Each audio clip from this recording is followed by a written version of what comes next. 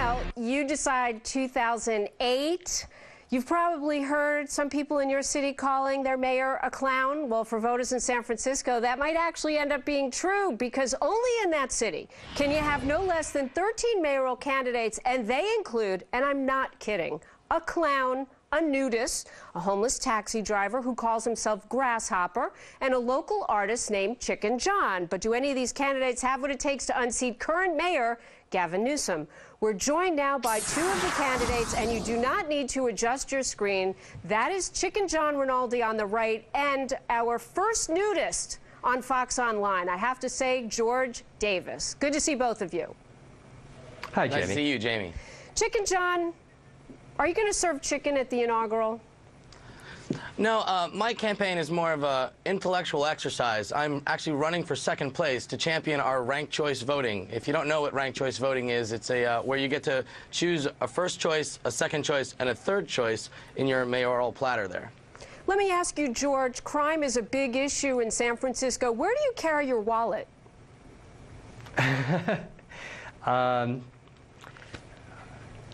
Well, I mean, I have a fanny pack when I'm I bet you do. Campaigning, yes. Okay, and we should explain that's tape on your chest. We were challenged by trying to give you a microphone today. Thank you for being such a good sport in the studio.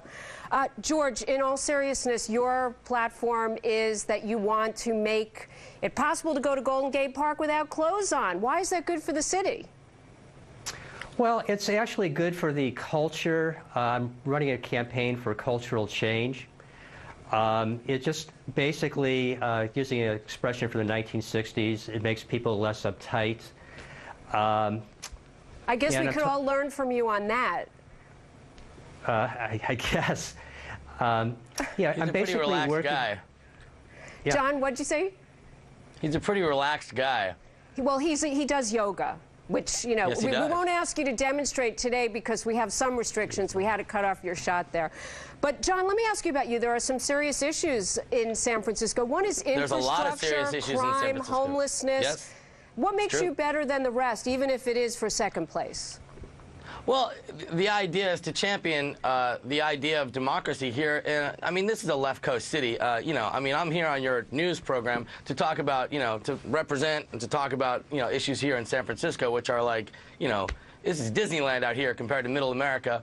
But here in San Francisco, we have a very well-moneyed, powerful incumbent, and, you know, no one to challenge him. The progressives didn't really come up with anyone. So we kind of have a smorgasbord of people who are a little, you know, maybe they're a little off the wall, but these are people with heart who believe in the idea of San Francisco, which is important. That's why we're here today.